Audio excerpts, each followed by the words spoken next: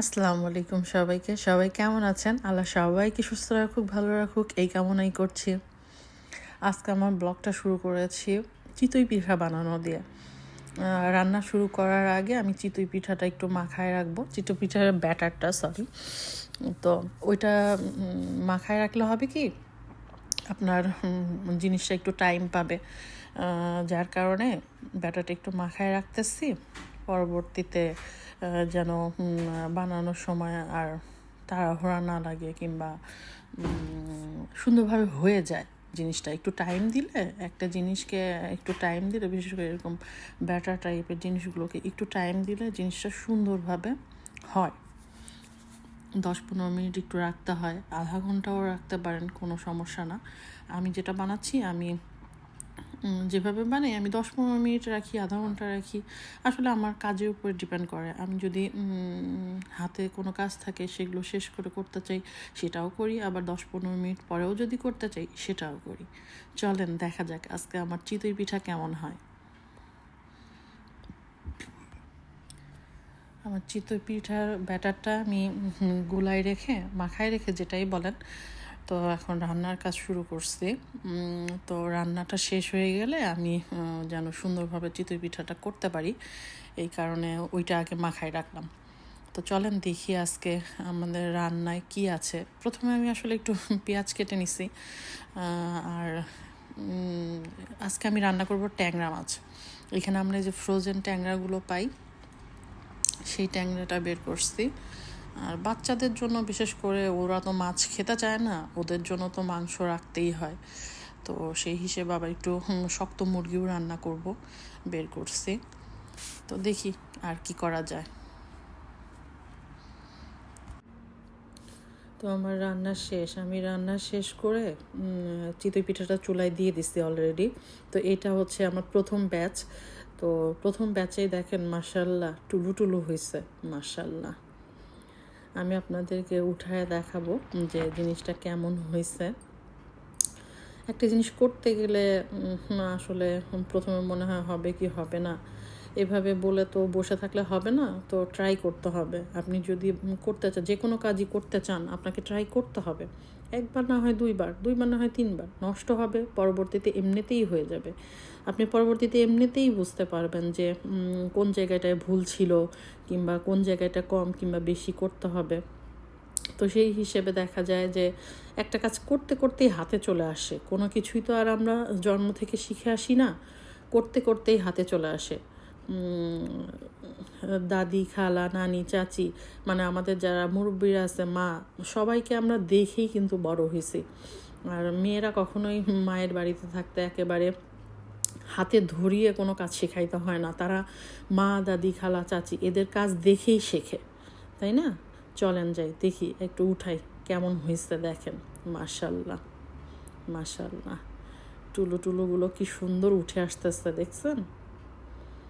সবাই চেষ্টা করবেন, চেষ্টা করলে সব কিছুই হয়, এমন কোনো কাজ নাই যে চেষ্টা করলে হয় না।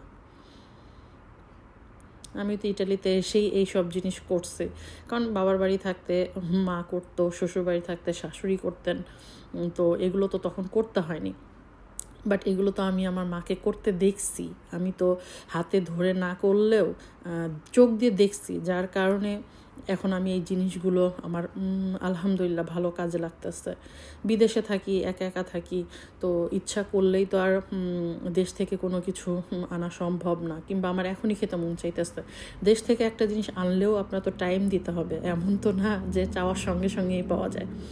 সো আপনি যদি নিজে পারেন একটা কাজ, তো আপনার যখন খুশি আপনি তখন খেতে পারবেন। এর জন্য কোনো টাইমের দরকার হবে না, কিংবা কারো কাছে গিয়ে আপনাকে হাত পাততে হবে না। কাজ নিজে করবেন, কারো কাছে আপনাকে হাত পাততে হবে না। আর পারবেন না, এখন আমি পারি না বলে বসে থাকলে কি আর কেউ এসে আমাকে কাজ করে দিয়ে যাবে? তা তো না। আর হাজব্যান্ড আছে, বাচ্চারা আছে, তাদেরকেও তো খাওয়াইতে হবে দেশের জিনিস, আর নিজেরও তো খাইতে মন চায়, তাই না? আমি জানি না, অনেকেই হয়তো ভাববেন এটা বেশি বলা হয়ে যাচ্ছে, আসলে সেটা না। এটা নিজের ইচ্ছা শক্তি না থাকলে আপনি কখনোই কোনো কিছু পাবেন না।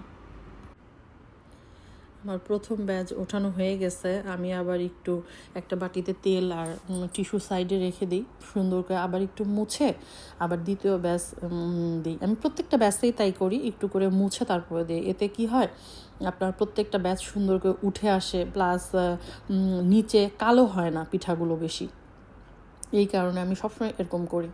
তো প্রথম ব্যাচ ওঠানো শেষ, আমি এখন দ্বিতীয় ব্যাচ দিচ্ছি। আমি প্রথমে আসলে দুধটা জাল দিই না, কারণ আমি প্রথমে দেখি যে আমার পিঠাটা ভালোভাবে হচ্ছে কি না। যদি হয় তখন আমি দুধ জাল দিতে দিই। তো কালকে দুধ জাল দিতে দিছি, কার কার এমন হয় জানি না, আমার তো হয়ই হয় যে আপনি যখন তাকায় থাকবেন তখন ও উতলাবে না, বাট আপনি 1 সেকেন্ডের জন্য চোখটা সরাবেন তো সে উতলা একেবারে লন্ডভন্ড হয়ে যাবে। যাক, কি আর করা, কিছু করার নাই। তো পরে আমি দুধটা জাল দেওয়ার মাঝেই একটু নারিকেল দিছি, কারণ আমার বড় ছেলের নারিকেল খুব পছন্দ যে কোনো মিষ্টি জাতীয় জিনিসের ভিতরে, বিশেষ করে এরকম টাইপের পিঠার ভিতরে ও নারিকেলটা খুব খোঁজে। তো যার কারণে নারিকেল দিচ্ছি। আমরা এরকম নারিকেল ফ্রোজেন পাই, বাঙালি সব থেকে নিয়ে আসি। পরে এগুলো ডিপই থাকে, তো আবার ডিপে রেখে দিই, যখন লাগবে যতটুকু লাগবে ভেঙে নিই, পরে আবার রেখে দিই। তো সেখান থেকে 2-3 টুকরা নিয়ে দুধে দিয়ে দিছি। দুধটা অলরেডি আমার জাল দেওয়া শেষ, যা শুধু নারিকেলটা দিলাম, কারণ দুধ আর চিনি প্রথমে দিছিলাম, দিয়ে এটাকে জাল দিছি। দুধ জাল দেওয়া শেষের পরে আমি একটা পাতিলে অলরেডি আমার পিঠাগুলো সেট করে রাখছি। এই পাতিলটা আমি আমার দেশ থেকে আনছি, আমার শাশুড়ি এটা আমাকে কিনে দিছিল। আমার অনেক পছন্দের একটা জিনিস, আমি মিষ্টি জাতীয় কোনো কিছু করলে চেষ্টা করি এইটাতে রাখার, আমার কাছে ভালো লাগে। তো আমার দুধ দেওয়া জাল দেওয়া শেষ, আমি এখন দুধটা ঢেলে দিচ্ছি, কারণ রান্নাবান্না শেষ। এটাও ঢেলে দিয়ে যদি আমি রেখে দিই 2-3 ঘন্টার মধ্যে এটা অলরেডি দুধটা টেনে নিবে, এবং আপনার বিকালে নাস্তার হিসেবে এটা ইউজ করতে পারবো। যার কারণে যখন দেখলাম যে হ্যাঁ আলহামদুলিল্লাহ আমার পিঠাগুলো টুলু টুলু হচ্ছে, সো আমি দুধটা জাল দিতে বসে গেছি। তো এখন জাল দিয়ে দিছি দুধ, এটা রেখে দিব যেন বিকালে রায়ানা বাবা কাছ থেকে এসে সুন্দর মতো নাস্তা করতে পারে। বিকাল হয়ে যাওয়ার পরে আমার পিঠাটা ভেজা হয়ে গেছে। তো দুপুরে খাওয়া দাওয়া করে সব কাজ শেষ করে একটু রেস্ট নিছি। তো রেস্ট নিয়ে বিকালে উঠে পিঠাটা ভাবছি বাচ্চাদের ওর বাবাকে খেতে দিব। আমি গিয়ে দেখি রাইনের বাবা অলরেডি একটা পিঠা উঠাইছে, ওইখান থেকে উঠায় এসে খাইছে। তো আমাকে জিজ্ঞেস করেনি, তো আমাকে যদি সে জিজ্ঞেস করতো তাহলে আমি বলতাম যে তুমি আগে খেও না, আমি একটু ভিডিও করে নিই। মাশাল্লাহ দেখেন কত টুলুমুলু হয়েছে, এবং পিঠা পুরো দুধও টেনে নিছে, দুধ একেবারে কমে গেছে। ভালো হইলে আপনার এটাই একটা যে আপনার দুধে ভেজাবেন তো পিঠা দুধ টেনে নেবে, আর যদি ভালো না হয় তাহলে দুধ টানে না, কারণ ভিতরে দুধ ঢুকতে পারে না। তো সেই হিসেবে মাশাল্লাহ অনেক ভালো হয়েছে। আলহামদুলিল্লাহ আমি অনেক হ্যাপি, কারণ একটা জিনিস কষ্ট করে করার পরে যদি সেটা ভালো না হয় তো নিজের কাছেও ভালো লাগে না।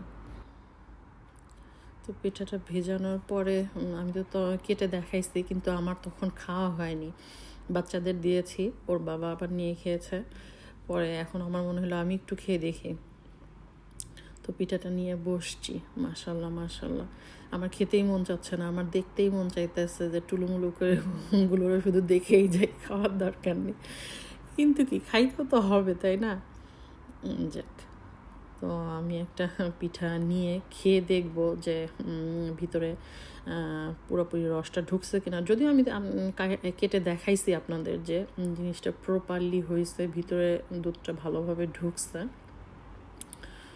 তো একটু খেয়ে দেখি, এত কষ্ট করে বানাইলাম, বাচ্চারা তো খেয়ে বনো বলছে। আমার বাচ্চারা কোনো খাবার যদি ভালো লাগে বলবে মাম্মা কি বনো, এটা ইটালিয়ান একটা শব্দ, এর অর্থ হচ্ছে বাংলায় মাম্মা কি মজা হয়েছে, অনেক ভালো লাগতেছে, এরকম বিষয়টা। তো যাক, দেখেন কি সুন্দর হয়েছে মাশাল্লাহ। চলেন তাহলে একটু খেয়ে দেখা যাক। ইয়ামি মাশাল্লাহ। তো আজকে আমি আমার পুরো ভিডিওটাই এই চিতই পিঠার উপরে রেখেছি। আবার কেউ বিরক্ত হবেন না, আর কারো ভালো লাগলে অবশ্যই লাইক করবেন, শেয়ার করবেন, সাবস্ক্রাইব করে দিবেন। আর কেউ যদি ফুল ভিডিওটা দেখতে চান আমি কিভাবে চিতই পিঠা বানাই, তাহলে অবশ্যই কমেন্ট করবেন। সবাই ভালো থাকবেন, আমাদের জন্য দোয়া করবেন। খোদা হাফেজ।